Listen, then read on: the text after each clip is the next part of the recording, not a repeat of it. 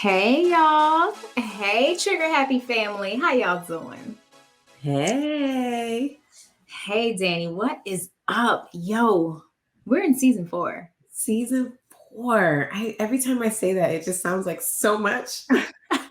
It's so many seasons. Listen, I'm really proud of us because do you know how hard it is to start something and keep going? And keep going and keep going. And what I really like about this is that I don't see an end in sight. You know, like sometimes you're like going and it's like, I can kind of feel this like kind of like teetering off or kind of Yeah, falling off. But I don't feel that. Like I feel like we're just getting our momentum and like we're on the horizon for so many great things. So yeah. that's what makes me so excited that we are in season 4. Like we're just getting started. So that's awesome.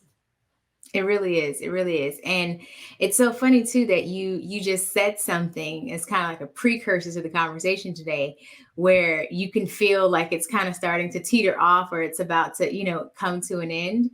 And it's the perfect segue to our conversation today, when lovers become strangers, Yeah. because this is OMG, a conversation that I feel as though we don't have enough. Yeah. Yeah. We kind of touched on a similar type of a topic when we did friendship breakups, Hmm. and how people don't talk about the pain that comes from losing your friends. Yeah. But I was like, maybe we should have a conversation around the romantic side of it, especially for people who are not married and they Mm. have breakups. It's like people disregard those breakups too. It's like only divorces matter. It's like breakups matter too. All breakups matter. All Hashtag. breakups matter. Hashtag all breakups matter. Yes. But for real, it's like you have heartbreak, especially your first heartbreak. It's like Yeah. there's so much that you have to weather to kind of get to a space where you're even ready to be married. And a lot of us go through a few relationships before we find the one. So I think it's important to talk about, what that is like, how to heal from that, the grieving process of that. Yes. What are all the things that go into healing from those really painful, heart-wrenching breakups? Absolutely. And it's so crazy, because that grieving piece is the part that not enough of us acknowledge and allow ourselves, because let's keep it a buck. Nobody wants to feel pain. Absolutely nobody. There is not one soul alive. Well, maybe there are some people who actually do like pain, if the A more little I think bit. about it. Yeah. You have Okay, so some masochists out there for sure. yes. So there are some folks who do like pain, but the majority of us, and this is speaking to the majority, not the minority, but the majority of us do not like, especially emotional pain. Yeah. Physical pain and emotional pain are different.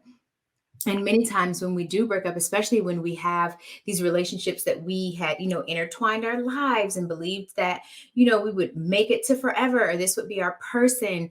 And then all of a sudden it goes from you are talking to them every day, they are in every part of your life.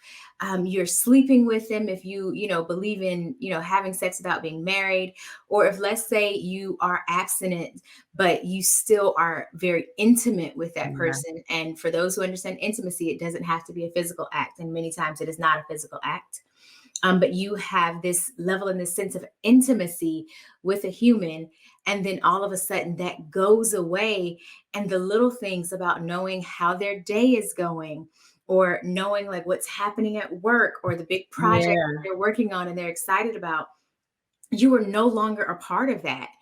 And Easy. it's bananas. And Yeah. you literally go through this process to where you are grieving, and it's not always necessarily the person, but you are grieving what you thought you would have, what it could have been, and what you thought you would be to each other. And that grief Yeah. can be all encompassing. Yeah. And it really does feel like a death. Mhm. Like it feels like, I would say a small death, but I feel like a lot of times it can feel like a big major death. Like Yeah. first of all, there's a piece of you that dies because you're connected to this person. So that part dies. The guy. Yeah. Like all of your routines die, all of your conversations die in a sense. It's like there are all these things that this person did in your life, and then one day they're just not there anymore. And if you've ever experienced actual death of a loved one, I don't think breakups feel that much differently. And that's why it could feel sometimes like you are going to die when you have a heartbreak. It's like afterwards you come out like, but did I die? Because it can feel so intense and it can feel like there's no hope. There, you can feel like you're just going to be in this dark place. Many people fall into depression. Some Hmm. people get suicidal. Some people become unmotivated. Like there are a lot of side effects and Yes. things that come up after people break up, and it can be Hmm. really, really like tragic for a lot of people. Like it's not that some people really, really do not recover from some of these breakups. Yeah. And I think what happens is, for many times, is why folks don't recover is they don't know how to release. And, Mm, and yeah. that's something that you laugh at me a lot about, and kind of like, because listen, anyone who knows me, I am a releasing motherfucker. I will release you to go find less, or go find better, or go find what works for you, because I am the type of personality that even if I love your soul, I will lay it to rest if it no longer aligns with what I know I envision for myself, or if it's what I envision, if it's something that I know I envision for us and you just don't see that, I will release Yeah, you. I totally agree with that. You know where I learned that from? That whole releasing thing was from the movie Eat, Love, Pray with Julia Roberts. Yes. I love that movie so much. That movie has changed my life. That's why I got divorced. How I was okay with my divorce. That It movie changed my life. Like I think about that movie so often, it's not even funny. Like when I'm doing things, I'm just like, like so there's a scene where if you've never seen the movie, long story short, one day Julia Roberts' character wakes up and decides she wants a divorce from like her perfect, seemingly perfect husband, perfect life. And she goes on a trip to different places. She goes to Bali, she goes to Italy, she goes to India. India. Right. And while she's in India, the man that she meets, the other white guy that was there, and he was like doing his whole healing process from destroying his family, she was having a hard time letting go of her ex-husband and like the guilt she felt for hurting him. And there's this scene where he tells her to send him love and light and let it go. And he's like, every time you think about him, send him love and light. And that for me is like, I got chills saying that because it's been such a part of my dynamic with releasing people. Yeah. And as I think it's most cancerians can relate to kind of being people who cleave to the past a lot and live in the past a lot. And for me to kind of move forward and to like not feel so much of that guilt or resentment or anger from relationships that don't work, I literally always hear that man like, just send them love and light and let them go, because there's just something about it where it's kind of like you feel like you're honoring that time you had with that person, Yeah. as opposed to feeling like a failure or feeling like a waste of time. I never feel like I wasted my time. I Yeah. always feel like I can honor that time and I can take something from it, and that always makes it worth it if there was some kind of a lesson in there. So I'm really glad that you have a high, road that you take. That's very honorable. Um, I try to take that road as often as possible. for me, for me. So, Lola, and if you guys have been listening to us for a while, Lola is my lower self. Um, and that bitch is wild. Um, for me, I haven't gotten to the place and space to where if you've hurt me, that I send you love and light. What you send them? What you send them instead? Listen, I really do have to I have to remind myself, because so I understand that there is a spirit world and there is a physical world, Yeah. and I know how to operate in both. And so I have to remind myself, um A, not to be evil, That's and honest. and B, I have to remind myself not to spiritually go to war with them, because energy is a very real thing and I know how to, work with energy. Yeah. And so I have to remember that hurt people. So if someone tried to intentionally hurt me, that I should not respond by trying to energetically crush them. Yeah.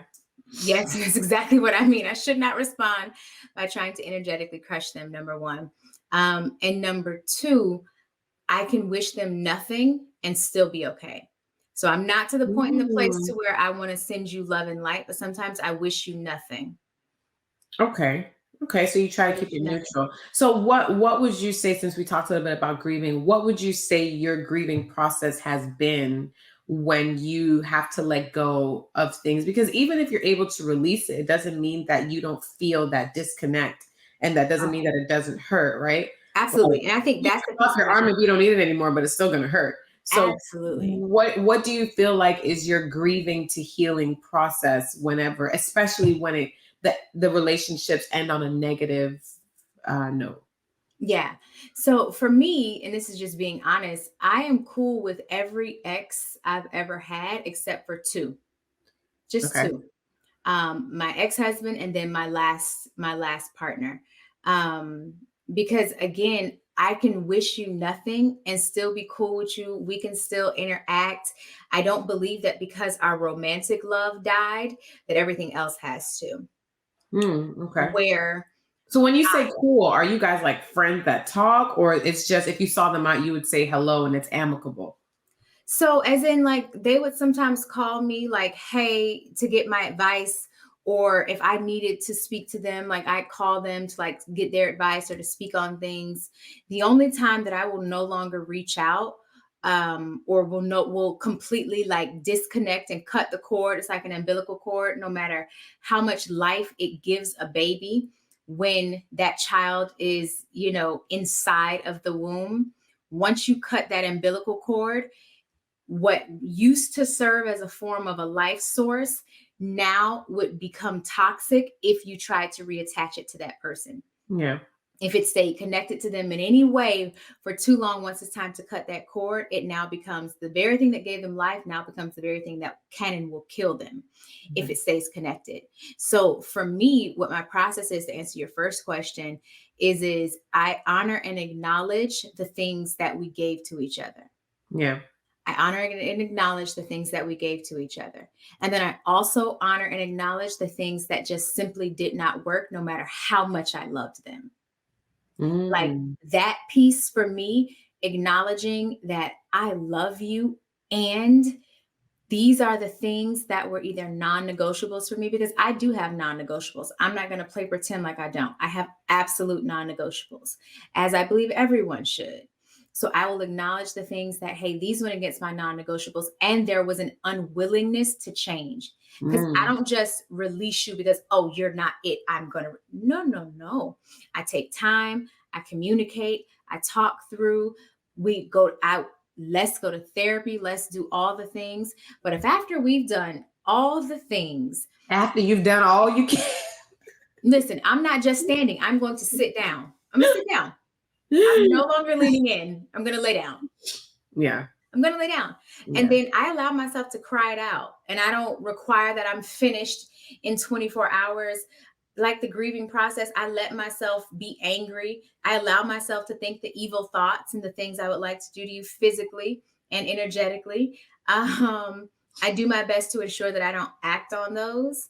Yeah. Um, and then I start to, just like I had built out an entire life and vision for us together, I then allow myself to build out a life and a vision that does not include them.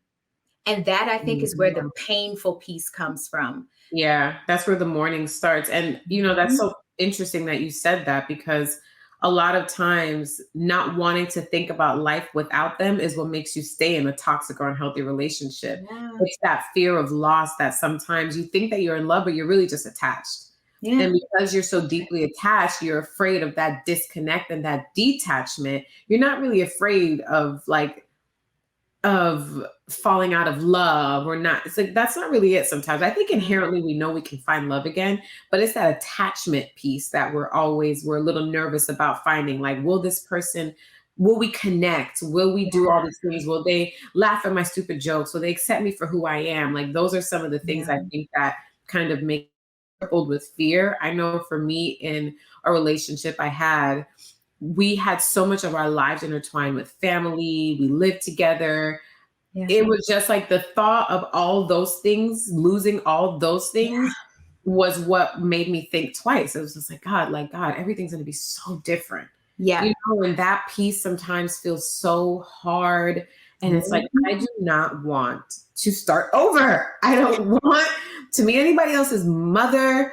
I don't want to meet anybody else's stupid friends. Like, I don't want to do none of that shit. Not Okay. stupid friends. Why do friends got to be stupid? What did they do? There's a lot of people. I don't know. I just feel like men have a lot of stupid friends. But it's like, like I figured this out already. Like, like we can figure this out. We can work it out. And a lot of times that contentment and feeling complacent and all those things is what will keep us in these relationships and prevent and push that mourning because you don't want to do all that. So I definitely understand how thinking about them as strangers and thinking about the fact that you may never talk to this person again is terrifying. Yeah, yeah, it is terrifying. And you said a piece there when you were talking about, I have to do this all over again. Ugh, that'd be the Like, part, especially for women. Women do not like that. Men are always like, "Oh, what does Gucci Man say? Miss one, next 15 next one, miss 15 one months best." coming. Right? Like men really understand that there is a bitch around the corner waiting for them. But women, for some reason, like when we're in relationships, we feel like there's nothing else out there. There's no other man that's gonna like me or love me or treat me like this. Like for some reason, we don't really operate in that way. And I always find it interesting when I hear women say, like, God, I have to start all over. And men are usually very okay with starting all over. They get excited sometimes. And, Yeah, and for the men who listen to our that's the podcast, word. Excited. excited. And for the men who listen to our podcast, let us know if we're off base, because I Yeah. was not born with a penis. I identify as a woman. So we could be totally off base. So if y'all don't get excited to find another, let us know. However, from my experiences and from all of the relationships that I have with some amazing male friends, nah, they usually get a little excited. It's just like, okay, well, this ain't working. Well, time to go. I gotta go. And so Yeah, it's especially if they're not fully invested, like there's no marriage, there's no children, like they're a little bit easier to just be like, all right, this is cool. And this conversation got kind of sparked because I was watching this new show on Netflix called The Ultimatum. mm, And it's these couples, it's six couples, yeah. and one wants to get married and one doesn't, and one gives one the ultimatum, and then they have to date other people for a period of time, live with them, do like a trial marriage with a new person, and see if at the end they want to be with the new person or they want to be with their original person that they Oh came. my God. I would never want to participate in Oh, hell no. Every time I was like, this is insane. I would never do this. But at the end, there was like a reunion. And that's where I was like, there are these people and they were just sitting there. And I remember just, it's interesting witnessing someone's love story and witnessing their interaction. And then just to see the energy shift when they're no longer intertwined like that. It literally looked like they were strangers. It was like you would never think they slept in the same bed. You would never think that they made out and talked to each other's families. And when you think about somebody's ex, you don't think about sometimes the intricacies of their relationships and the details. You just feel like, oh, they probably went on this trip, or you hear about the big moments, but you don't think about like brushing your teeth together. You don't think about, you know what I'm saying? There's like all these little tiny day-to-day minute activities and details that people do in relationships it's the that, moments. It's the yeah, moments of your life that they are no longer a part of. And it's that's where the greatest pain crazy. comes from. Yeah, yeah, Because the big things, yeah, you got pictures for those. But what you don't right, have a picture right, of right. are the times when you were sick and they showed up and they made you feel whole or made you feel loved, or they spent time with your family or looked out for your mom or your sister or your Yeah. kid if you have a kid. Like it's those things, which is why I said you have to create a new vision for yourself. What Yeah. does it now look like for you to make a decision that aligns with how you want to feel and what you want your experiences to be? Yeah. That is why and how I'm so good at releasing. Not at all to say it doesn't hurt, because it does. However, for me, I always say, which will hurt worse? Being 10 years into something, knowing that the things that matter most to you is something this person can never give to you, Yeah. or will it hurt you worse to not have them? And for me, it will always and forever be knowing that I'm accepting less than what not only I deserve, but what I require. And if it's a requirement, like Yeah. oxygen is a requirement. It is. I'm a human, I live on earth. Yeah. Oxygen is a requirement. Yeah. I'm gonna keep this thing, this life thing going. I have to have oxygen. So for me, when it comes to a requirement for me in relationships, you have to be able to show up and maintain your word. Because I show up, my partner has to show up. If my partner won't Yeah. show up and is incapable of showing up, you gotta go. And I will love your soul and release you to less or to something that works better for you. Because Yeah. just because I'm not so egotistical to say that every person that you get with after me is going to be less than me. No, the person that you get with after me, it might just be the person who's better suited for you. Yeah, we just may not be the right fit, and that's okay. Yeah. And so much to unpack there. The first thing before I forget it, because I already know the other stuff I want to say, but with that whole like, oh, I didn't work for them, so now I don't feel worthy. I know sometimes women feel like that, especially if the man ends the relationship. You start to question your own self-worth and your own value Yeah. because somebody doesn't want you. And now it's like, oh, am I just not worthy of love? I feel so unwanted. I Mm. feel so rejected. And then we think that everybody else is going to feel that way about us. And then we start to Yeah. own those things and we cement them into who we are by just letting somebody else's opinion of us dictate how we behave.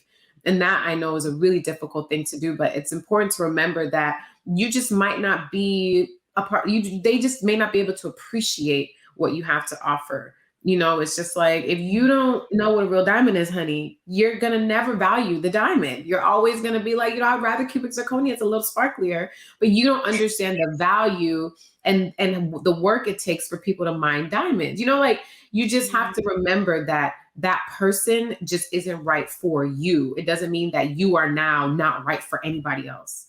And then the other piece that I wanted to talk about was finding the wherever you feel the strongest. Like for me, like do you find your, like I say this, I've said it before on a podcast, like do you find your strength in staying or do you find your strength in leaving? Like where do you feel your strongest when you have to determine if you have to end a relationship? Like I know that a lot of times we'll stay, and you were talking about like, am I going to just settle and be with you and just live my life like that? And I Yeah. think most people are pretty okay with that because they'll weigh the other things, like maybe the financial security, the Yeah. family, the status, there's so many other things that come into relationships. I think our grandmothers and great grandmothers definitely weighed those things, and Yeah. they had more weight at that time. Like if you divorced in a certain time in this country, like you were pretty much like exiled from society. Like Yeah. there was no coming back. There was no way to take care of your children. You couldn't work. There was no education. Like if you got a divorce, even if your husband was cheating on you, there really wasn't much you could do about it. Like you didn't really have the option to just walk away and go start something new and open a business and all these wonderful stories we hear from divorcees. But it's like I always think about the movie Fences, and it makes me really, really Mm.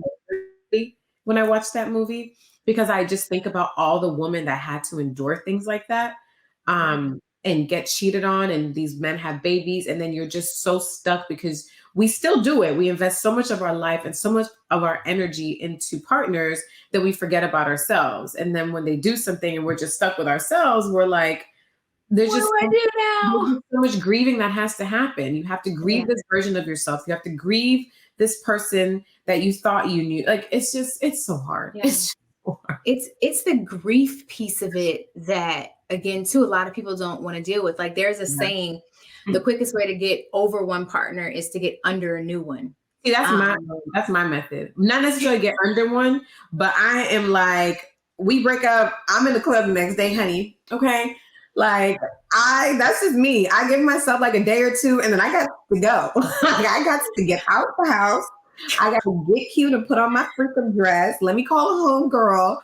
And we are about to go drink this shit away. Like, so I feel like that is avoidance. I feel it's like not that. avoidance. I still deal with it. I just feel like I can heal. I can like grieve this person at the And show club, ass like, on somebody else's yeah, son. at dinner, at, and I will never get into another relationship or entertain another human, another partner, if I'm still emotionally connected to somebody. But I don't really ever leave relationships and still feel an emotional connection. I usually check out way before. So by the time we actually physically break up, I'm already so disconnected emotionally. It doesn't take much for me to move on. Like, I'm not of the school of thought that you need to take a year off to find yourself and not have, like, I don't believe none of that shit. So I don't believe that. I don't Mm-mm, believe in taking a year off or doing all the things. mm-mm. However, I am a firm believer in, you got to decide, when am I going to take care of what my needs are before I intermingle a whole bunch of other energies with it up in this thing. That's my reasoning for saying I don't immediately go to the club afterwards. Mhm. So what I'll do is I'll allow myself to go through all those mental scenarios of, dang, I really got to say goodbye to you because you just did some fuck shit that now we can't even be how we were. Like with Yeah. my last partner, we literally could have been friends from this eternity into the next. Because no matter what, I will forever love that dude. But he did some fuck shit that was just so wild, just unnecessarily wild. And my Lola wanted to crush his spirit because I knew how to do it.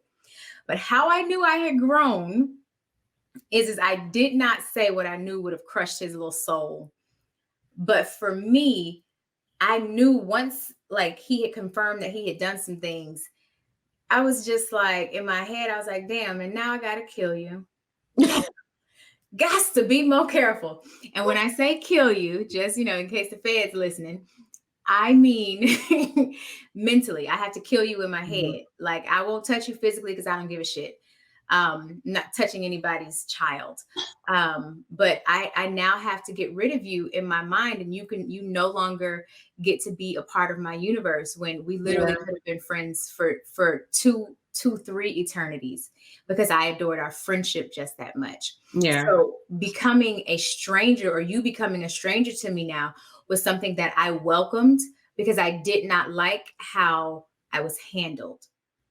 And so for me, it's the, let me deal with my own energy first to identify, where am I hurting the most?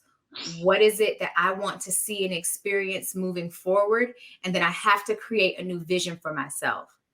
I Yeah. How I operate, I visualize and I envision a lot of things. So I have to say, okay, well, what does the new vision and version look like? And then I Yeah. give myself permission to be excited about figuring it out. Yeah. So I think and I think that's how maybe most people have to go about it, because a lot of times, especially if your relationship ends unexpectedly or abruptly, I can't really say I've had too many relationships end abruptly. My relationships are usually a slow burn, like it's usually like a very grueling, like slow, it's been dying. It's like plants. Like, you know how it'll die right away? I feel like my relationships have been like plants. Like, you start seeing a leaf go brown. And then, and then it's like, oh, should I water it? You know Did I what? overwater it? That's like Deborah Cox. It's a stranger in my house. Like, you've been here a minute. Like, it's always like a process. I promise you, like, I cannot think of one relationship where something happened and it was over. It's always like months and months and months. You letting it burn like Usher. Gotta let it burn. words. So that's what I'm saying. For me, by the time I physically end and it's over and the death happens and they're killed or I kill them, however it happens, I have already done so much of the healing. I've already done so much of the processing because I'm usually doing it while the plan is dying. I'm like, While all we're right, still together, let me go ahead and decide. Let me do this math to see. Yeah, you won't be here in the next 6 months. Let me go ahead and for start this real. I process can usually now. feel it out. I'm just like, all right, this has like 3 months left before the rain starts. Got about 3 months, and I need to start figuring out my next move. Like I always have like a girlfriend that's always like in relationships. I'm always 1 foot in, 1 foot out the door. And it's because, like, at some point, I start to just feel like this isn't going to work. But I don't ever leave right away because I'm like, oh, let me give it a chance. Let me try. So I say, You're frozen not necessarily again. sexually, but I just will go out and You're start dating frozen. pretty soon after a breakup. Oh my God. I missed it. Still? Everything from so, and then you were just gone.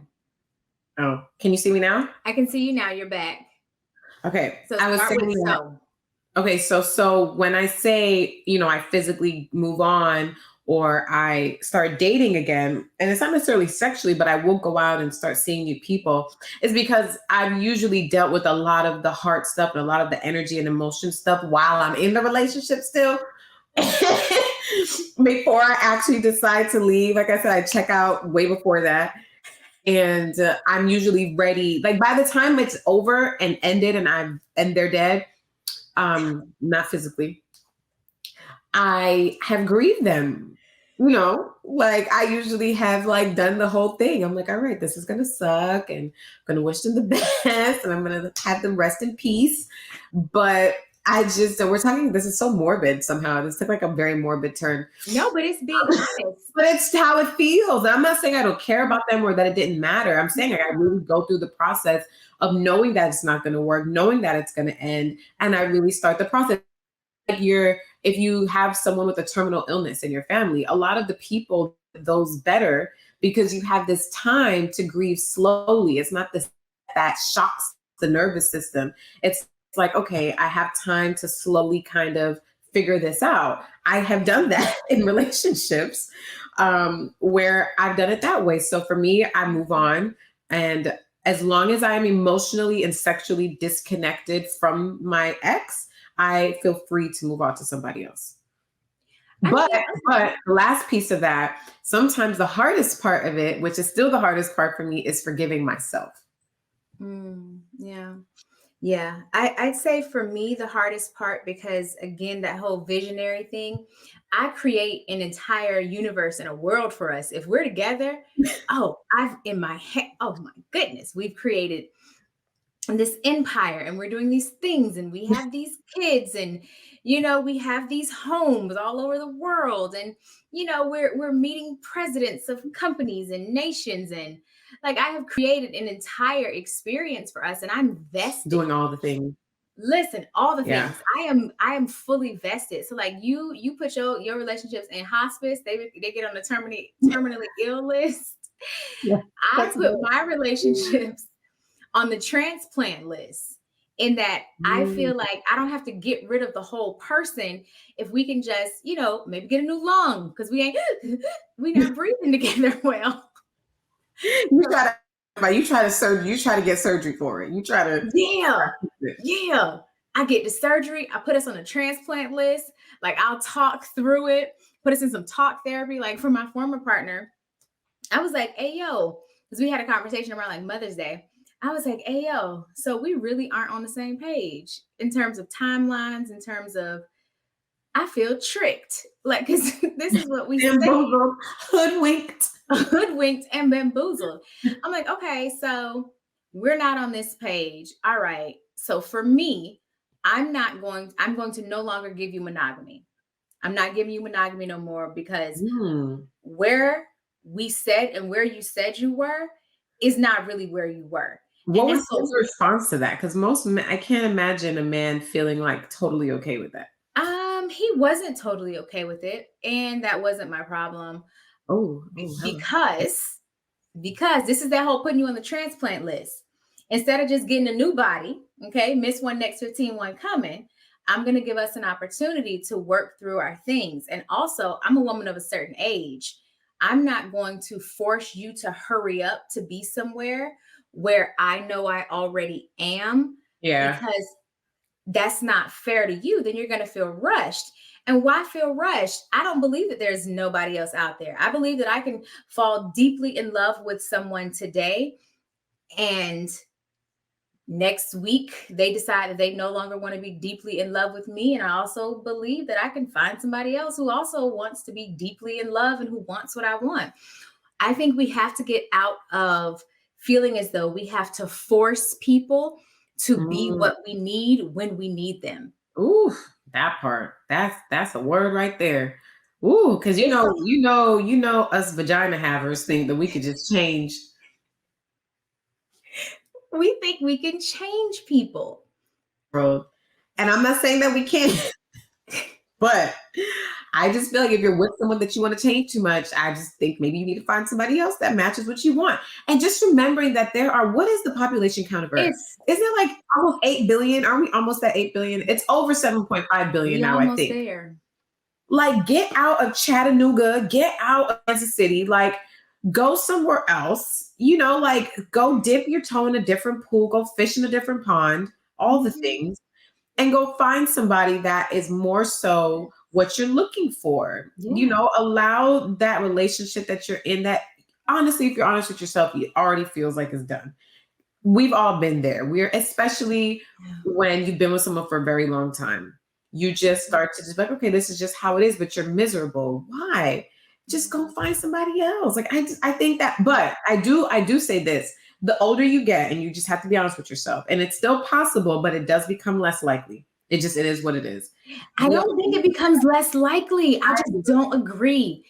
Let me tell you why I don't I agree. don't think around every corner is another opportunity, another big dick man. Like, I don't think Oh so. I don't. God, wait. But first of all, everybody doesn't like I'm just saying whatever you're into.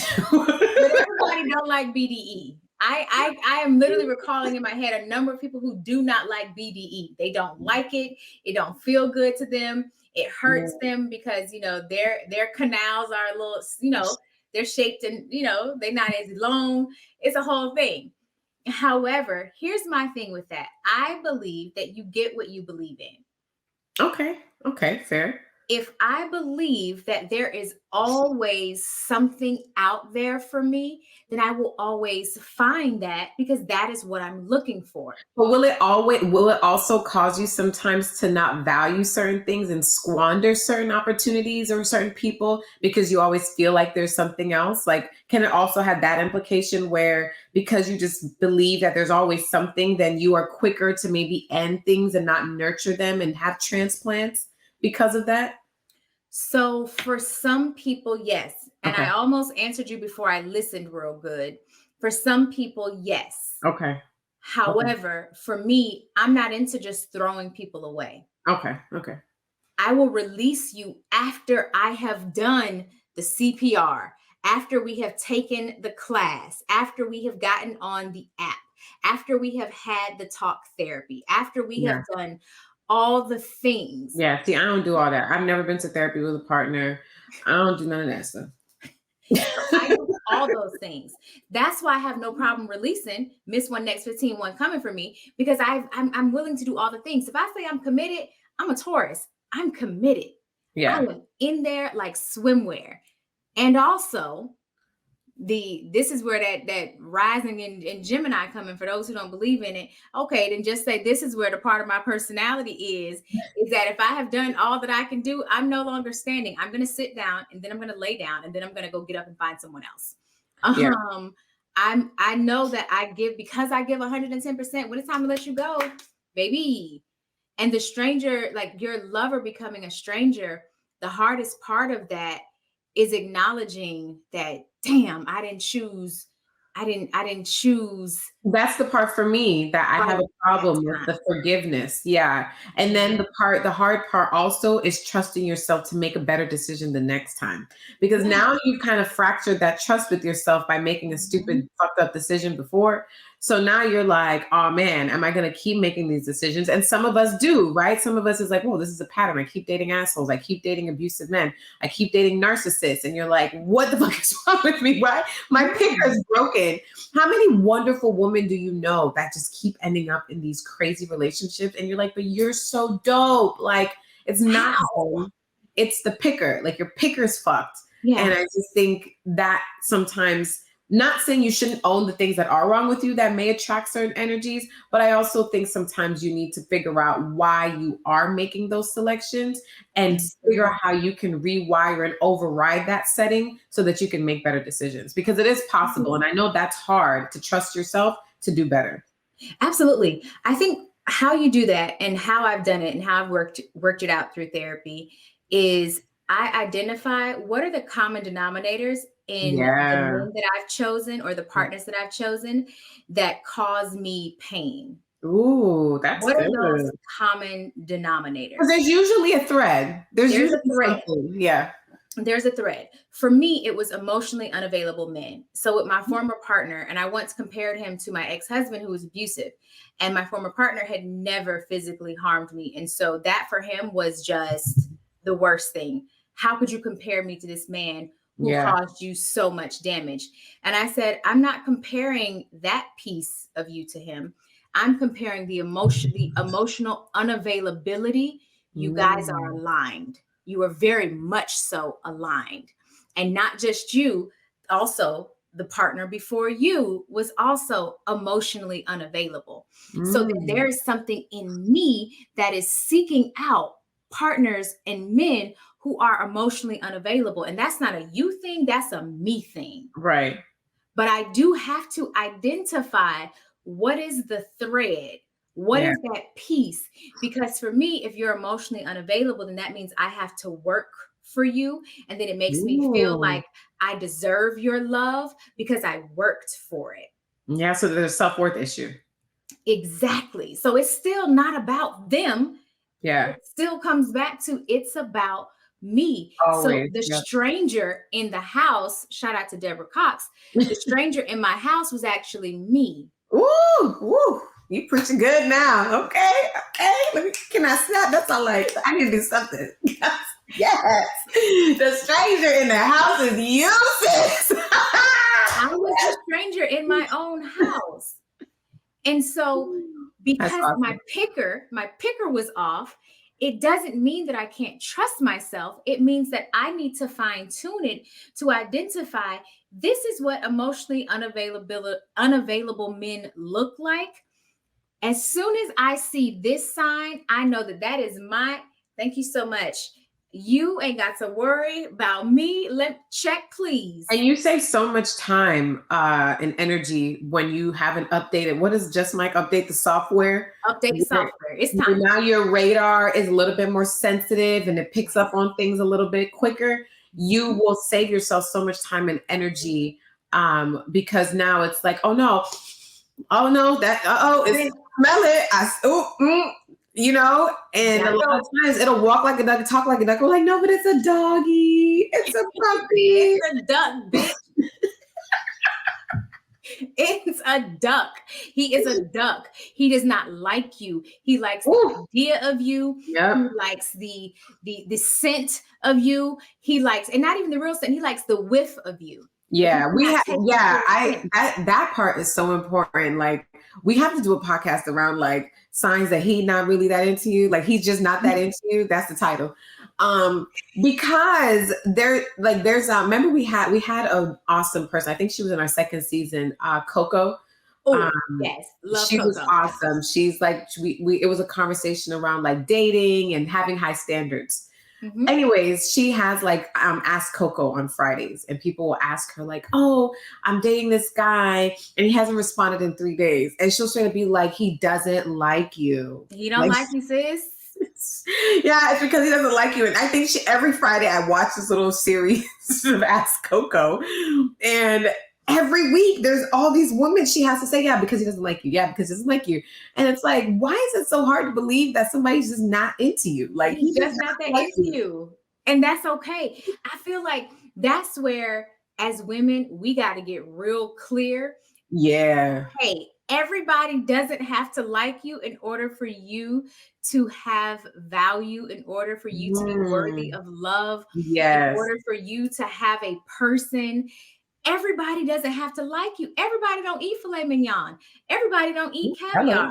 Everyone doesn't eat Everybody, sushi, honey. I don't know why, but they don't. listen, everybody doesn't like jewelry. Everybody doesn't. I have a girlfriend who is literally allergic to gold. Ooh, bless the heart. Gold. She's allergic to gold. Yep. So if you are gold and you try and get with a man who's allergic to it, he Ooh. may like it enough that he may put it on every once in a while, but it is going to give him a severe reaction. And so he is going to push it away because it keeps giving him a reaction that he can't continue to take. Why, sis, are you trying to force your big self, your big gallon sized self, into something that only has the capacity of Yeah. a pint? Yeah. You are going to have to shrink so much that you lose the best Yeah. parts of yourself because Absolutely. you Been there, done know that. why. Like I went on a date with a guy. It was such a great date. He introduced me to one of my new favorite restaurants here in Atlanta. So I'm really, shout out to you, sir. Thanks. And we went hiking. And before we went hiking, we did a FaceTime and we were showing each other, different parts of our house, right? And he was saying how he is a true minimalist. He likes nothing on the walls. The house literally had, it looked like he had just moved in and he'd been there for a couple of years. Had like paper blinds. And me, oh my goodness, I believe in abundance. So I'm the opposite, okay, of a minimalist. And so I'm showing all the things and this and that and all the things. And he's like, yeah, that'd be a lot for me. Immediately when he said it, immediately, I said, oh no, this won't work. This won't be able to work. But I think I could potentially maybe turn him into a friend. We went on the date, we're talking, we're doing all the things, we're just, talking and whatever.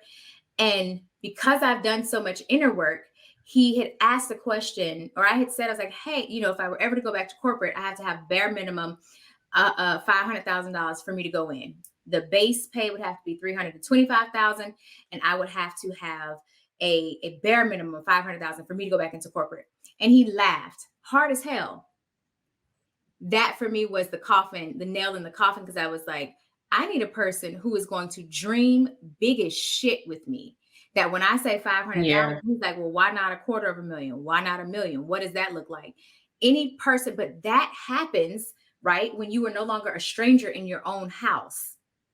When you're clear on what is it that I need to feel whole and to feel well, so that when you do have a lover, you can identify when you're shifting.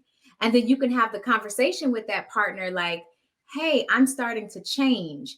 These are some of the Oh, changes that I'm wow. recognizing in myself. How are you feeling about them? Oh, that's so interesting. How many of us are self-aware enough to do that? Like, That's I'm like changing. yeah, that's like next level. That's why I say I can fight spiritually with folks and energetically with I folks. don't know many people that know themselves enough to actually know when the change is happening. It's usually like way after, like, oh fuck, I changed. Oh It shit, happened. It happened. it's me. But no, like that many times too, if you can catch yourself and identify that, hey, I'm about to go through a metamorphosis, or hey, these are the changes that I'm experiencing. How does this make you feel? That's how you can help it, so that, especially if you're in a marriage, I'm not into just releasing things if you're in a marriage. If you have committed yourself to someone, then Yeah. okay, let's talk this thing through. Yeah. Or I don't want to have to. And two, when you're changing, you're grieving the change too that's happening in yourself. It's not I, just grieving yeah. the loss of the person who you thought would go into perpetuity or into, forever with you. It's also grieving the pieces and parts of you that are dying unto yourself. Yeah. Like Tony Jones said, I'm living 1,000 births and I'm dying 1,000 deaths, Yes. because you're changing so much. And if we can become honest with ourselves to say, hey, I don't know who this person is that I'm changing into, but this is what I've noticed so far. How is it making you feel? And that's so powerful to even talk about, dying to self and recognizing when you're changing, because a lot of times it's that fear of change that prevents us from becoming our highest self and our best self.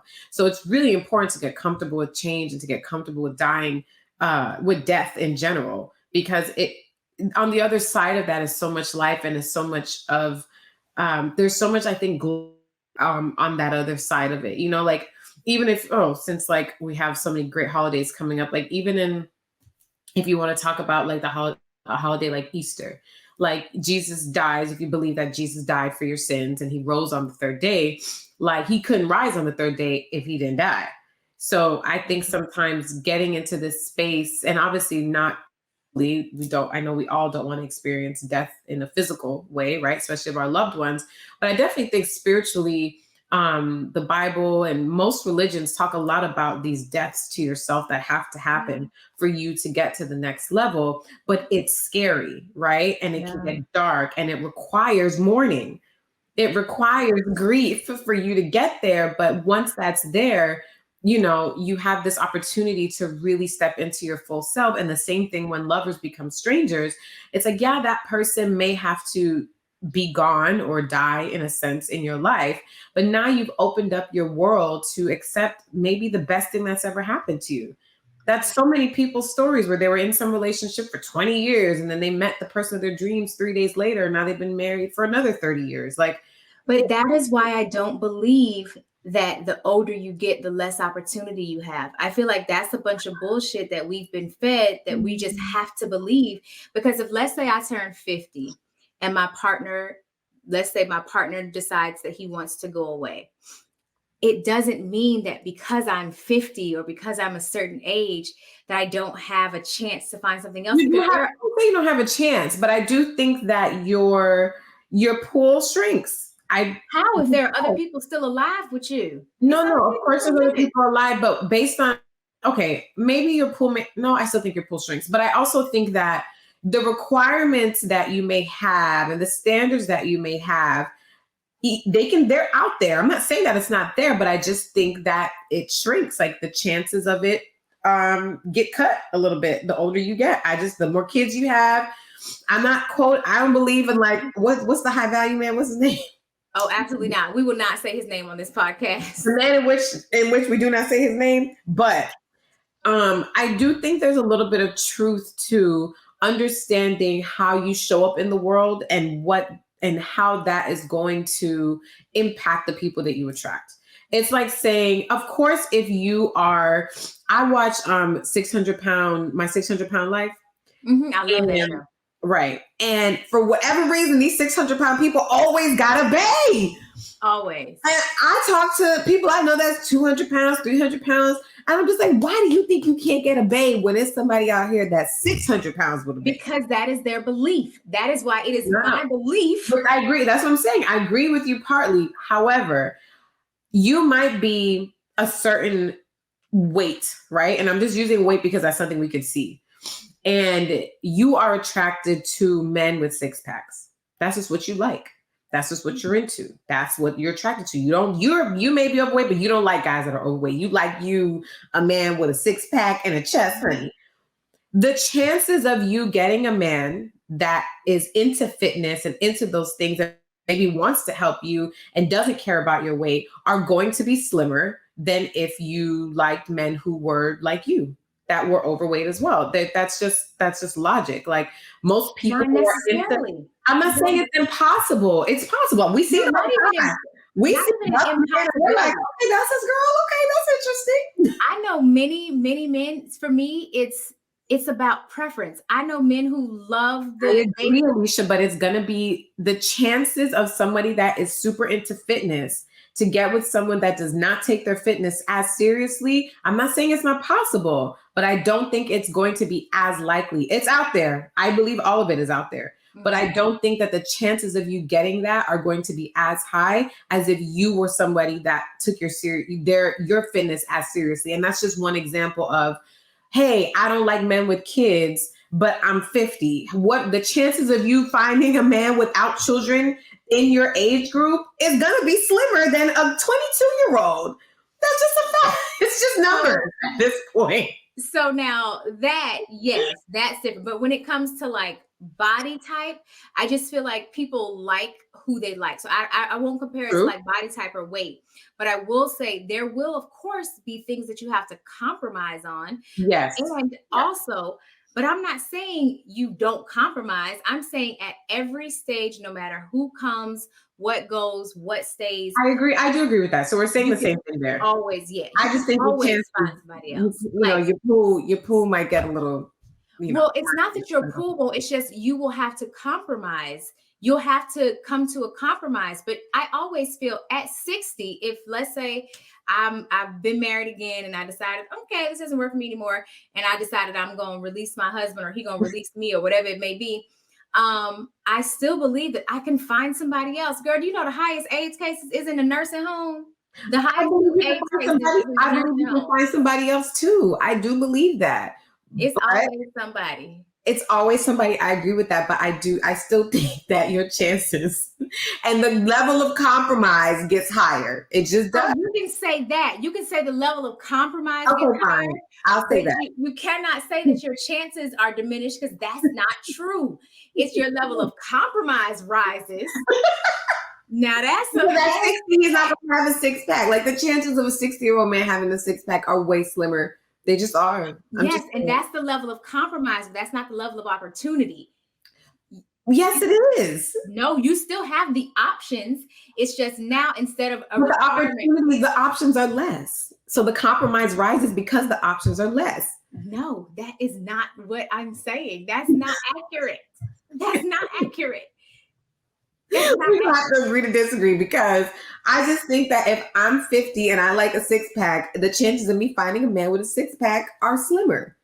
Not 50, unless do you remember Taylor? Do you remember Taylor, the 60-year-old from Organic Lovin'? Yes, she's awesome. And she has this nice young fly. I am telling you, it is. I said if you want to date younger, but I don't like younger men. I don't think I'll ever like younger men. So I'm saying if I'm 50 and I like to date men who are 50 and up, but I also like a six pack because now I'm divorced or something and I'm back in these dating streets and I'm like, hey, I still am attracted. I don't think what you're attracted to changes that much over time, especially physically. I think it does physically because your body changes so much. Absolutely. So you think that when you are 70, you won't still think like a 6'2" chocolate man with some muscles is fine? I'm not saying that I won't think he's fine, but I may not want him because can you imagine how much energy he wanting and attraction is not the same thing. What? But we're talking about wanting. We're talking about what you want, not what you're attracted I'm also talking about attraction. I'm talking about like what you like. And yeah, you're right. What we want. If I'm 50, but I still want a man that's in shape, I'm going to have less chances of finding that if I want to date a man in my age group. Yes, that's but it does not mean that you. And now I got to compromise and be with Big Belly Bill. I don't want to do that. First of all, we are about to go, y'all, because she is talking about Big Belly Bill, and I am done with her. I need you guys to know. I'm just saying. Anyways, y'all, we got a little sidetracked, but no, seriously, I think that this was important because, especially women, we just have a hard time with the grieving process, and when we have to lose so much. You know, we invest so much in relationships that I don't even think there's not even a dollar amount or anything that can really equate to just how much of ourselves most women give in relationships. And I think that's why sometimes the mourning can feel that tragic and that hard, is because we give so much of ourselves that so much of us, so much more of us typically has to die for us to move on. Yeah. And when it comes to being willing to allow yourself to gracefully accept that your lover is now your stranger. Oof.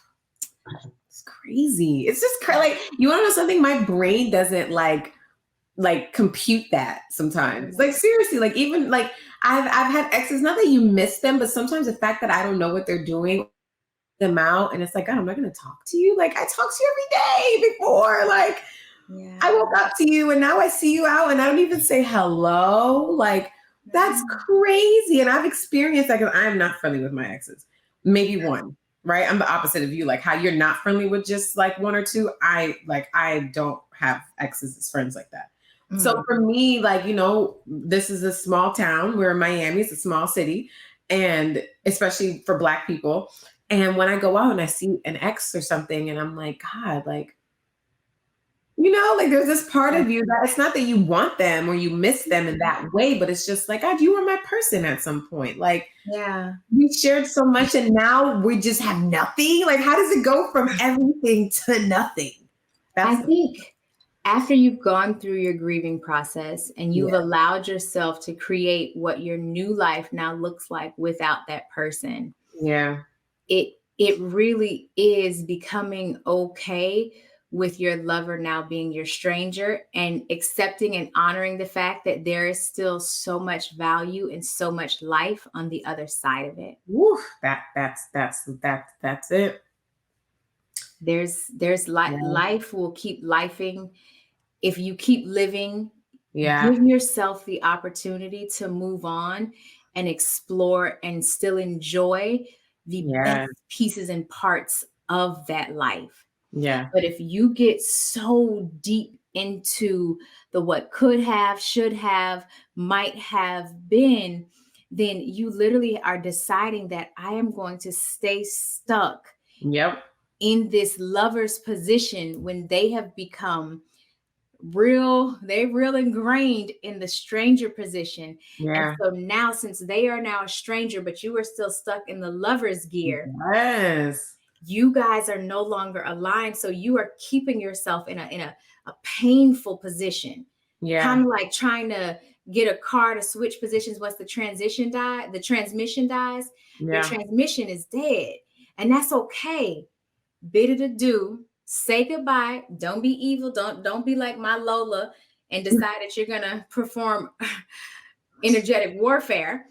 um And don't do you no know, seances either. Let the dead no, rest, okay? Let no, the dead rest. let the dead rest and move on and honor the fact that there's so much life that you still have to live. As long as you're still Yeah. living, you can find love again, even if you It may might have to require a compromise. lifetime. Yes, even if you may have to compromise in some areas, you absolutely can find love I again. do agree with that. I do agree with that. Yeah. You can find so much light again. After my latest like for real thing, I found so much joy that I didn't even know that I could tap into Yeah. by simply allowing myself to visualize and be okay with what life looked like with that person no longer being in my life.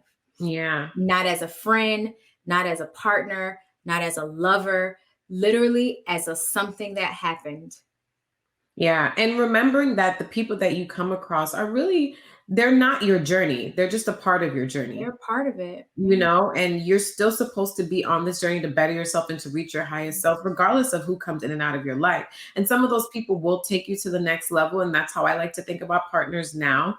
For me, I'm 100% I mean, I'm like talking shit, of course, and cracking jokes, but I 100% believe that like there's always something out there for everybody, right? But and for me, I experienced that. Like my relationship ended, and within 2 years, I have had a baby. I'm engaged. I bought a house. Like all the things have happened in less than the amount of time that I was with my last relationship. Exactly, because there's always someone else. Okay. I'm also cute and 31. Like, come on. First of all, first of all, and I don't care if you are I 70. wasn't 31 at the time. I think I was like 29. I had a six pack. I was cute. I was hella cute. And Okay. listen, and I don't care if you're not that cute, Kidding. or you are 60. I don't care what age you are. At No, every I'm just stage, joking. No, for real. There is always. you have heard it from Alicia Reese's mouth. At every stage and phase, you can For real. always find somebody. Don't let nobody named Danny tell you any different. Okay? Danny or No. anybody else. Alicia's I'm sorry, that was funny. No, but seriously, it's possible and it's out there. And I have some people sometimes ask me this, and I don't even feel like it was on purpose. But people are like, how did you manifest your life or whatever? I don't know what I did on purpose, to be honest with you, but I do know that I was very intentional on being open. Like Mm, for me, that's all it was. Like it wasn't like I wasn't specific, like I want this kind of man with that kind of car, with this kind of build. Like I didn't get specific like that. I just told all the things, God, the universe, myself, that I am now opening up myself to the best things that are out there for me, yes. not the best things that's like my friends. I don't want her man, somebody like her man. I No. don't want like those bae goals or couple goals over there. I was like, what do you have that's best for me? I am open. I'm ready for that. And I'm going to continue working on myself to prepare myself for that, for the person that I'm with now, because I would have fucked it up royally 6 years ago. Like I would have. Like what? So sometimes it's like, take that time. And I do agree with Alicia. Some of us do need more time than others to heal and to get out of relationships before you get into new ones. My rule of thumb is don't ever get into a new relationship if you are still emotionally and sexually connected to your previous partner. And don't ever get into a new relationship if you haven't done any work on yourself to heal from the hurt that that person may have caused you. Not saying that you need to be fully healed to get into a relationship, Mm, because I think that's a myth. I Like do too. I don't know when any of us are fully healed, but apparently that's the thing. Shout We're out. never fully healed. So just But get to a certain point. healed enough that you're not bringing that hurt into the Yeah. new relationship, and that may, and it may still come up because there's layers to healing. Yes. But I just think you should be in it enough so that you're not burdening this new person with all the hurt and blaming them and penalizing them for all the things somebody else did. I think if you're kind of out of those spaces and you feel open and you feel ready for love, you should go for it. Mourn that person, but be open to new love. You can do both at the same time. Yes. Oh my goodness. You should be able to ride a bike and chew gum at the same time. If not, we've got bigger things, Yeah. bigger fish to fry. It makes such a difference. So thank you guys so much for listening to this very interesting conversation. We're so excited for all the content and all the wonderful conversations that we're going to be having. We heard you guys tell us last season that you wanted way more episodes with just me and Alicia, which is so flattering. I know you like hearing us talk and our little dialogue and our dynamics. So we're definitely going to be bringing a lot more of that along with our amazing guests. We're going to try to do some in-person interviews. I mean, we're really trying to level up this podcast and step our game up for you guys, because you all have been riding with us and dealing with these triggers, and the feedback has been amazing. The community we've been building is amazing. So just Truly thank amazing. you guys for listening to us and for riding with us. And we have so much more. Like, it's crazy. Like, I get chills. We have so much more on the horizon to share with you guys. So of course you can stay connected with me at Miss Dani Foster on pretty much everything. On Facebook, it's Dani Foster. You can stay connected with our podcast at Triggered AFPC on everything. And Alicia, where can we stay connected with you, boo? All the platforms, all the everywhere. Alicia Reese, spelled super differently. Y'all already know. Alechia, Reese, Reese. Until next time. Till next time, you guys share this podcast, share with the Trigger Happy fam, post it everywhere, all things. Okay, we love you guys, and we will see you next time. Bye. Bye. Thanks so much for listening to this week's episode of Triggered AF. Remember, don't be consumed by your triggers. Confront it and then work to release it. Whether you leave us more triggered than you came, or you're feeling like you've been open to a new perspective, our hope is that you've grown. Make sure to share this episode with a friend who's trigger happy and tag us while you're listening. We can't wait to hear from you. Until next week, pull it together, girl.